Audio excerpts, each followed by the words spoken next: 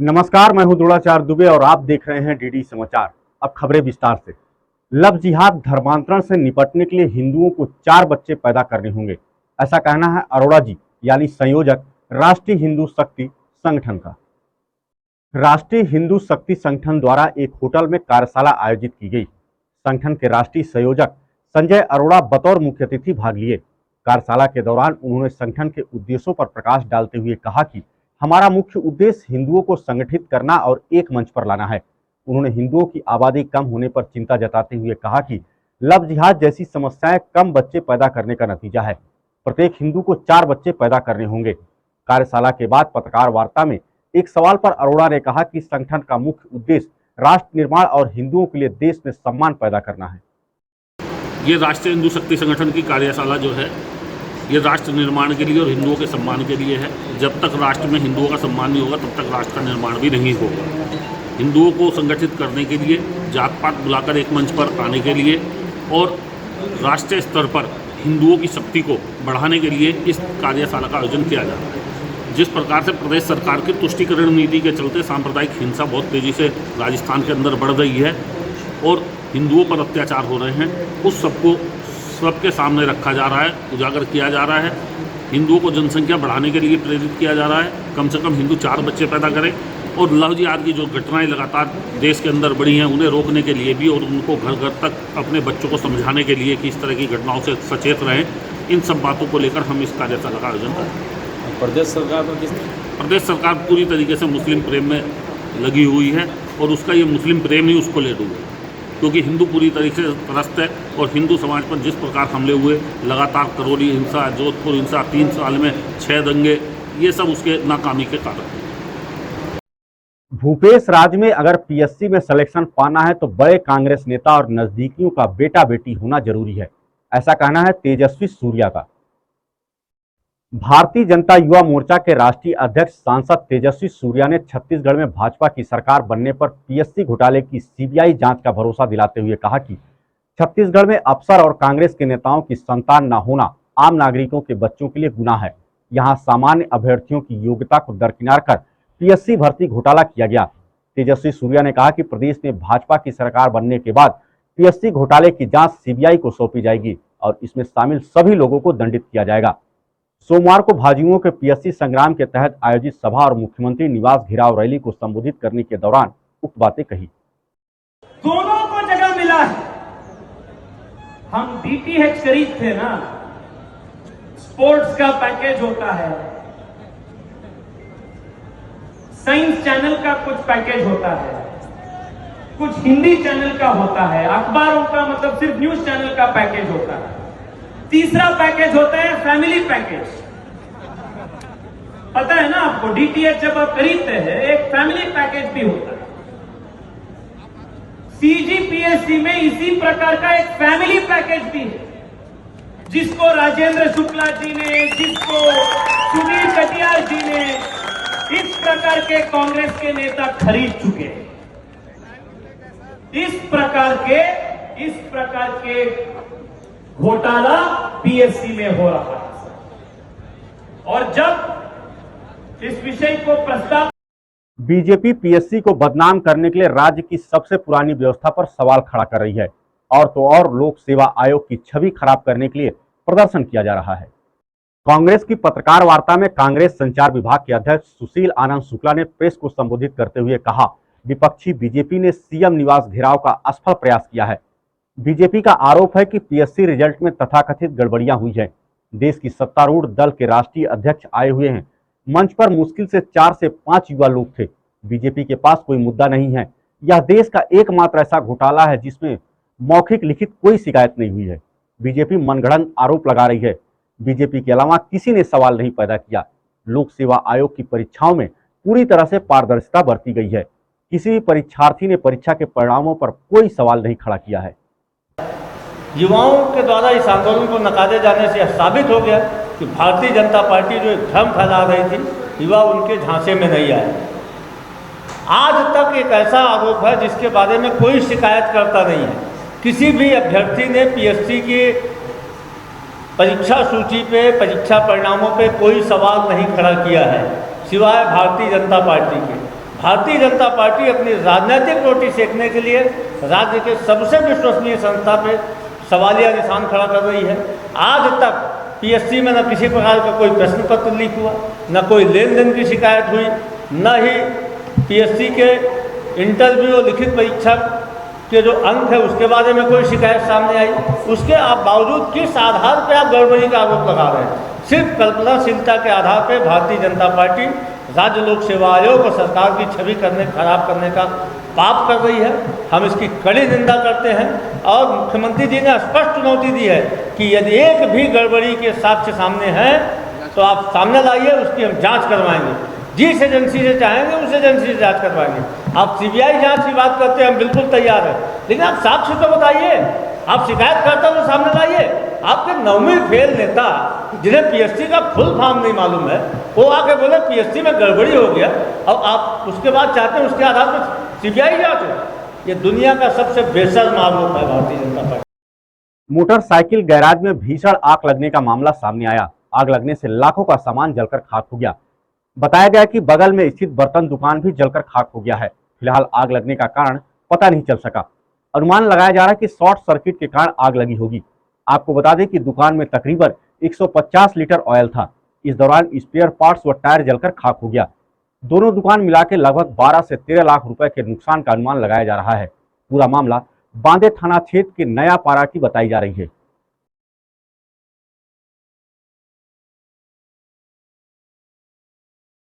छत्तीसगढ़ में अब पुलिस वालों ने भी अपनी पॉलिटिकल पार्टी बना ली है। आपको बता दें कि 2018 के पुलिस परिवार आंदोलन के नेता उज्जवल दीवान समेत कई पूर्व पुलिसकर्मी पार्टी में शामिल हैं। छत्तीसगढ़ की राजधानी रायपुर के बाद जनजाति बाहुल्य सरगुजा संभाग के बलरामपुर जिले में पार्टी विस्तार का कार्यक्रम करते हुए जनता से जुड़ना भी शुरू कर दिया गया है। वहीं आजाद जनता पार्टी का दावा है कि इनके पास प्रदेश के 30 से भी ज्यादा कर्मचारी संगठनों का समर्थन है। पार्टी में शामिल कुछ कर्मचारी बर्खास्त हैं तो कुछ का इस्तीफा मंजूर नहीं हुआ है, जिन्होंने आजाद जनता पार्टी का छत्तीसगढ़ में गठन किया। वहीं आजाद जनता पार्टी के प्रदेश अध्यक्ष उज्जवल दीवान और बलरामपुर के कलयुग के भगत नाम से प्रसिद्ध अमानत खान ने आजाद जनता पार्टी के बैनर तले बलरामपुर जिला मुख्यालय में पार्टी विस्तार कार्यक्रम को संबोधित करते हुए बताया कि अब 90 विधानसभा सीटों में उनकी पार्टी चुनाव लड़ने की तैयारी में है। उन्होंने बताया कि प्रदेश के गृह मंत्री ताम्रध्वज साहू और गृह विभाग के संसदीय सचिव विकास उपाध्याय के खिलाफ पुलिसकर्मी को ही प्रत्याशी बनाया जाएगा। लगभग 2 महीने पहले मैं छत्तीसगढ़ का क्षेत्रीय पार्टी है आज़ाद जनता पार्टी, जिसके साथ मैं जुड़ा हूं, और हमारे छत्तीसगढ़ के जो प्रदेश अध्यक्ष हैं साथ पे बैठे आप देख रहे हैं, तो इनके नेतृत्व में जो है हम अपने ज़िला का और आसपास के जो 2-3 जिलों से आए हुए हमारे कार्यकर्ता और पीड़ित पक्ष हैं उनके साथ मिल के पार्टी के विस्तार के लिए कार्यक्रम रखे थे। और जो हमारे बलरामपुर ज़िला जो है वो दूसरे राज्यों का मतलब सरहदी क्षेत्र है, और इसके साथ साथ आप देख रहे हैं कि आदिवासी बहुल क्षेत्र है, और यहाँ पे छोटे छोटे समस्याओं के कारण जो है लोग यहाँ पे बहुत ज़्यादा पीड़ित हैं। तो पार्टी जिस तरीके से काम कर रही है और पार्टी में जिस तरीके के लोग हैं सारे लोग, उसको देख के एक उम्मीद जगा है कि हाँ लोगों के लिए हम कुछ बेहतर कर सकते हैं। और उसी उद्देश्य के पूर्ति के लिए ये 2023 के विधानसभा चुनाव से पहले पूरे छत्तीसगढ़ में जो है हम पार्टी का गठन कर रहे हैं। उसी क्रम में जो है बलरामपुर ज़िले में सरगुजा संभाग के कुछ विधानसभाओं से जो आए हुए हमारे कार्यकर्ता हैं उनका पार्टी में जो है ज्वाइनिंग हो रहा है, और आगे इस क्रम को जो है लगातार हम लेके आगे बढ़ते रहें। सर, ये आज़ाद जनता पार्टी जो है वो छत्तीसगढ़ राज्य में जितने शोषित और पीड़ित लोग हैं इनकी भलाई के लिए काम करने के लिए आई है। जैसा कि आप देख रहे हैं जनता को फुटबॉल वॉलीबॉल की तरह एक बार ये पार्टी खेल रही है, लेकिन लोगों का भला नहीं हो पा रहा है। तो हम भी सिस्टम के कहीं ना कहीं मार खाए हुए लोग हैं और पीड़ित लोग हैं, तो हम सारे पीड़ितों ने मिलकर इस पार्टी को रन कर रहे हैं अभी। और बलरामपुर में हम पार्टी विस्तार कार्यक्रम में आए थे यहाँ पर, और यहाँ पे से पार्टी की कार्यकारिणी बढ़ाई जाएगी और पूरे छत्तीसगढ़ में फिर कार्यकारिणी बढ़ाई जाएगी। जी, काफ़ी लोग पहुँचे थे यहाँ पे जो फरियादी हैं या जिनकी समस्याएं प्रशासन नहीं सुन पाता, शासन नहीं सुन पाता, उन लोगों से भी आप रूबरू हुए। क्या कुछ तथ्य निकल करके सामने आए? सर, यहाँ पे देखने को मिल रहा है कि लोगों को शिक्षा का अभाव है, और या तो सिस्टम में बैठे हुए लोग लोगों को शिक्षित नहीं करना चाहते, उनके अधिकारों को उनको नहीं देना चाहते हैं, क्योंकि बहुत छोटी छोटी चीज़ें हैं सर जो कि सिर्फ एक आवेदन देने मात्र से उनका निराकरण किया जा सकता है, लेकिन लोगों का निराकरण नहीं हो पाया। ये बहुत गंभीर विषय है। इसके लिए यहाँ पे प्रशासन को सोचना पड़ेगा, क्योंकि बहुत ही पिछड़े जनजाति के लोग हैं यहाँ पर, और जिनकी शिक्षा बहुत कम है, जिनके लिए लड़ने वाले लोग बहुत कम हैं। और आज उन्होंने जब अपना आवेदन दिया तो पंडो जनजाति यहाँ पे हैं, उनके भी समाज से बहुत सारे लोग आए, जिनको बताया जाता है कि राष्ट्रपति के दत्तक पुत्र होते हैं वो, और उनकी पीड़ा का अगर निराकरण नहीं हो रहा है तो फिर बहुत गंभीर विषय है सर यहाँ पर। तो क्या लगता है कि बस्तर खास करके सरगुजा जनजाति बाहुल्य क्षेत्र है, इन लोगों के साथ केवल वोट बैंकिंग के नाम पर केवल छलावा होता है और होता है? क्या लगता है आज़ाद जनता पार्टी जो है निकल करके जो सामने आ रही है, तो क्या लगता है कि लोगों की समस्याओं को ऊपर तक लेके जाएगी और जनता का कड़ा समर्थन मिलेगा आप लोगों को? जी बिल्कुल मिलेगा, क्योंकि जो पीड़ित लोग हैं हम उन्हीं के बीच में से लोगों को खड़ा करेंगे। जो पीड़ित है वो दूसरे पीड़ित की पीड़ा को समझ सकता है। जिनके मुंह में बचपन से चांदी का चम्मच है वो कभी दूसरे की पीड़ा नहीं समझ सकता सर। इसीलिए हम पीड़ितों के बीच में से लोगों को उठाएंगे, और जितने भी शोषित और पीड़ित लोग हैं वही हमसे जुड़ रहे हैं। कोई बहुत करोड़पति अरबपति लोग हमसे नहीं जुड़ रहे हैं, ज़मीनी स्तर के ही लोग जुड़ रहे हैं, और जिसे आप वोट बैंक मानते हैं, जिन्हें आज तक छला आया गया है। और आने वाले समय में छत्तीसगढ़ की जनता जागरूक हो रही है। अब वो किसी के छलावे में नहीं आएगी, वो अपने वोट का उपयोग सही तरीके से करेगी, फुटबॉल वॉलीबॉल नहीं बनेगी। इसीलिए आज़ाद ग्रामीण क्षेत्रों में खेलों को बढ़ावा देने के लिए मुख्यमंत्री cup flood night tennis ball cricket tournament की शुरुआत की गई। जनकपुर इंद्रप्रस्थ स्टेडियम में इस टूर्नामेंट की शुरुआत की गई। मुख्यमंत्री क्रिकेट कप प्रतियोगिता का शुभारंभ मुख्य अतिथि क्षेत्रीय विधायक गुलाब कमरो के द्वारा किया गया। इस टूर्नामेंट में 84 गांव के 100 टीमें हिस्सा ले रही हैं। मैच की शुरुआत बही ढोल और बड़गांव कला के बीच हुई। इस टूर्नामेंट के शुभारंभ में विधायक गुलाब कमरो ने कहा कि खेल हमें स्वस्थ और मजबूत बनाते हैं और हमें जीत का जश्न मनाना सिखाते हैं। हार को भी शालीनता से स्वीकार करना चाहिए। जीवन की सफलता की नींव रखने में सबक पक्की करते हैं। आपको बता दें कि सभी 100 टीमों को 5,000 रुपए की राशि एवं विजेता को 51,000 रुपए और उप विजेता राशि को 31,000 और फाइनल के दिन सभी टीमों को भोजन की व्यवस्था स्थानीय विधायक के द्वारा की जाएगी। शुभारंभ आज 19 तारीख से किया जा रहा है। हमारे क्षेत्र के विधायक माननीय श्री गुलाब कमरो जी के द्वारा किया जा रहा है और शानदार टूर्नामेंट है। इस टूर्नामेंट में लगभग 98 टीम हिस्सा ली हैं और विजेता के रूप में हमारे विधायक ने 51,000 रुपये का पुरस्कार रखा गया है और 31,000 रुपये उप विजेता का पुरस्कार दिया जाएगा। और साथ ही साथ जितनी भी टीमें हमारे क्षेत्र में मतलब यहाँ पे खेल रही हैं उनको लगभग 5-5 हज़ार रुपये सभी को दिया जाएगा, वो चाहे जीते या फिर हारे। आज इस चांग बखार में ब्लॉक स्तरीय सीएम क्रिकेट नाइट क्रिकेट का शुभारंभ आज हम लोगों ने किया है, जिसमें पूरे इस ब्लॉक के 100 टीमों ने भाग लिया है। निश्चित रूप से माननीय मुख्यमंत्री जी का हम धन्यवाद करते हैं कि राजीव में मितान के साथियों के द्वारा आज ये पूरा आयोजन कराया जा रहा है। तो पूरे चांग बखार के सारे गाँव की पूरी टीम आई है, इसलिए पूरा उत्साह के साथ ये आज हम लोग शुभारंभ कर रहे हैं। इसके लिए माननीय मुख्यमंत्री जी का हम आभार व्यक्त करते हैं कि जिस तरह से जो ग्रामीण खिलाड़ियों को एक मंच दिया, एक प्लेटफार्म दिया, जिसके कारण आज गाँव में खेल के प्रति लोगों का रुचि बढ़ा है। इसके लिए माननीय मुख्यमंत्री जी का धन्यवाद करते हैं। दंतेवाड़ा जिले में हाट बाजार क्लिनिक से अब तक 1,56,000 लोगों को मिला लाभ। दंतेवाड़ा जिले से छत्तीसगढ़ के मुख्यमंत्री भूपेश बघेल ने 19 जून 2019 को 20 हाट बाजार क्लिनिक की शुरुआत की थी, जिसमें अब तक 1,56,000 हितग्राहियों को लाभ पहुंचाया जा चुका है। दंतेवाड़ा जिले के सीएचएमओ डॉक्टर संजय बसाक ने इस योजना की सफलता और उपयुक्तता के आंकड़े साझा किए और बताया कि दूरस्थ क्षेत्रों में फैलने वाले किसी प्रकार के संक्रमण जैसे मलेरिया, डायरिया, डिसेंट्री, एनीमिया आदि जैसे रोगों की जानकारी हाट बाजार क्लिनिक के द्वारा आसानी से मिल जाती है, जिससे समय रहते उस बीमारी का इलाज और रोकथाम किया जाना संभव हो पाता है। बाजार है, माननीय मुख्यमंत्री जी ने 19 जून 2019 को दंतेवाड़ा जिले से ही हाट बाजार योजना शुरू की थी और इसको एक पायलट प्रोजेक्ट के रूप में लिया था और 2 अक्टूबर 2019 को इस पूरे छत्तीसगढ़ में हाट बाजार योजना माननीय मुख्यमंत्री जी के कर कमलों से उद्घाटन किया गया है। इस योजना का उद्देश्य है जहां ना पहुंचे उन तक हम पहुंचे उन तक।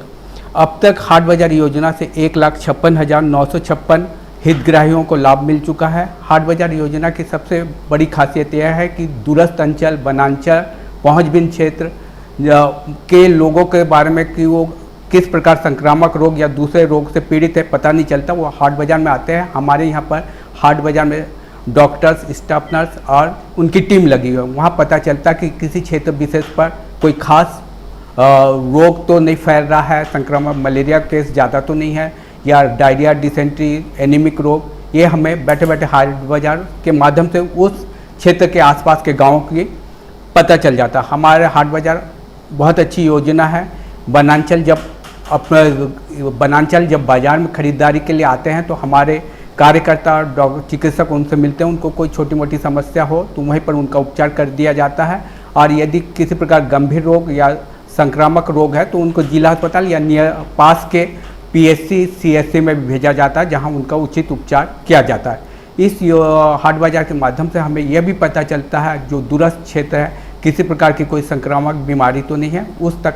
श्री सावलिया सेठ के भंडार से निकले 8,35,02,700 रुपए। मेवाड़ के सुप्रसिद्ध कृष्णधाम सावलियाजे में 17 जून 2023 कृष्ण पक्ष चतुर्दशी को भगवान श्री सावलिया सेठ का भंडार खोला गया। भंडार से प्राप्त राशि की चतुर्दशी को गणना की गई, जिसमें 6,41,25,000 रुपए की राशि की गणना ही हो पाई थी। चतुर्दशी को गणना में शेष बची राशि की गणना सोमवार को दूसरे चरण में की गई। सोमवार को की गई गणना में 1,93,77,700 रुपए की राशि प्राप्त हुई। भंडार से प्राप्त राशि की दोनों चरणों में की गई गणना में ठाकुर जी के भंडार से अब तक कुल 8,35,02,700 रुपए की राशि प्राप्त हुई है। दूसरे चरण में गणना करने के बाद भी भंडार से प्राप्त संपूर्ण राशि की गणना नहीं हो पाई है। दूसरे चरण की गणना में शेष बची राशि की गणना आज यानी मंगलवार को की जाएगी। राजकीय उच्च माध्यमिक विद्यालय पीपलवास में आयोजित महंगाई राहत कैंप में 802 लोगों का रजिस्ट्रेशन किया गया। राज्य सरकार द्वारा महंगाई राहत कैंप शिविरों में क्षेत्र की जनता बढ़ चढ़कर हिस्सा लेकर राज्य सरकार की जन कल्याणकारी योजनाओं का लाभ ले रही है। शिविर प्रभारी भदेसर उपखंड अधिकारी मोनिका सामोर, ग्राम पंचायत सरपंच श्रीमती तुलसीबाई जाट एवं जिला परिषद सदस्य कैलाश चंद जाट, भदेसर तहसीलदार गुणवंत लाल माली, नायब तहसीलदार मुकेश कुमार महात्मा, भदेसर विकास अधिकारी सुनील कुमार जोशी, CBO सुनील कुमार सालवी, अतिरिक्त विकास अधिकारी महेश कुमार शर्मा, सहायक विकास अधिकारी बाल किशन समार, बिजली विभाग के IN मंत्री, बिजली विभाग के JE N युगवीर कुमार, सभी अतिथियों को कुमकुम का तिलक एवं उपरना पहनाकर स्वागत किया गया। ग्रामीण इन कैंपों में पहुंचकर राज्य सरकार की जन कल्याणकारी योजनाओं का बढ़ चढ़कर लाभ ले रहे हैं। साथ ही कैंप में ग्रामीणों के कुल 802 रजिस्ट्रेशन किया गया। साथ ही शिविर प्रभारी के द्वारा ग्रामीणों को महंगाई राहत कैंप में कार्ड वितरण किए गए। वहीं राहत कैंप में कुल 23 विभाग के कर्मचारी उपस्थित रहे। मोदी सरकार के 9 वर्ष की उपलब्धियों को लेकर 22 जून को जनसभा होगी, जिसे डिप्टी CM ब्रजेश पाठक संबोधित करेंगे। केंद्र में मोदी सरकार के 9 वर्ष पूर्ण होने पर भारतीय जनता पार्टी द्वारा पूरे देश में हर लोकसभा क्षेत्र में करीब 20,000 लोगों की जनसभा आयोजित कर मोदी सरकार की उपलब्धियों को गिनाया जा रहा है। इसी क्रम में आजमगढ़ लोकसभा क्षेत्र में शहर से सटे करतारपुर क्षेत्र में जनसभा का आयोजन होगा।